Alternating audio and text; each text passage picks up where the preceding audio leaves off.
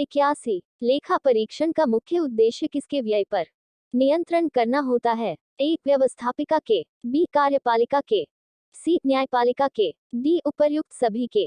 Answer B कार्यपालिका के। 82 भारत के केंद्रीय स्तर पर लेखांकन तथा लेखा परीक्षण किसके अधिकार क्षेत्र में आता है?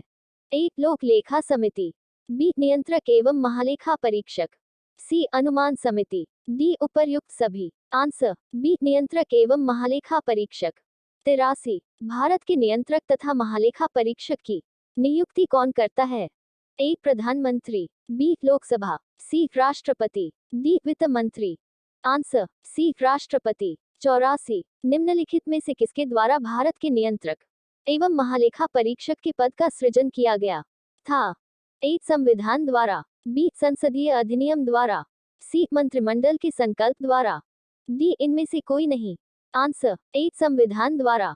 85 भारत सरकार का प्रथम विधि अधिकारी कौन है?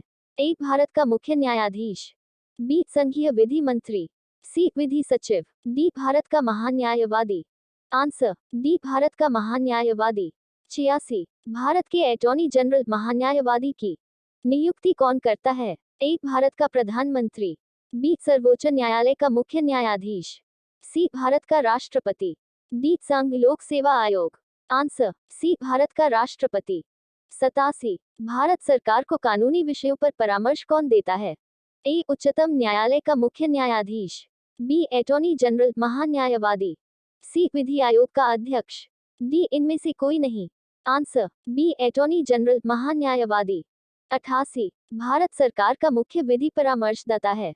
A solicitor general of India, B उच्चतम न्यायालय का मुख्य न्यायाधीश, सी सचिव, विधि मंत्रालय, D attorney general of India. Answer D attorney general of India.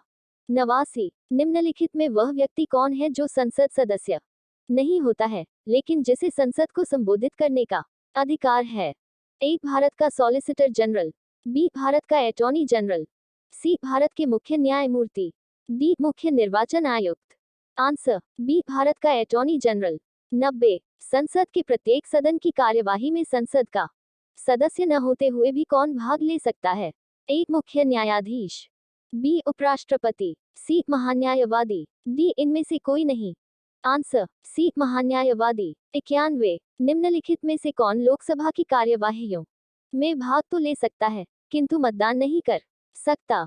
ए लोकसभा अध्यक्ष, बी अटॉर्नी जनरल, सी लोकसभा उपाध्यक्ष, डी प्रधानमंत्री। Answer B attorney general. 92 क्या भारत का महान्यायवादी संसद के किसी भी सदन या उनकी समिति की बैठक में अपना वक्तव्य रख सकता है? ए नहीं, बी हाँ, सी केवल लोक लेखा समिति में, डी प्राक्कलन समिति में। आंसर बी हाँ। 93 निम्नलिखित में से किसको हटाने का अधिकार संसद को नहीं है? ए उच्च न्यायालय के न्यायाधीश, बी सर्वोच्च न्यायालय के न्यायाधीश, सी मुख्य निर्वाचन आयुक्त, डी भारत का महान्यायवादी। आंसर डी भारत का महान्यायवादी। 94 भारत का महान्यायवादी कब तक पद धारण करता है? ए 5 वर्ष तक, बी 2 वर्ष तक, सी राष्ट्रपति के प्रसाद पर्यंत, डी प्रधानमंत्री के प्रसाद पर्यंत। आंसर सी राष्ट्रपति के प्रसाद पर्यंत।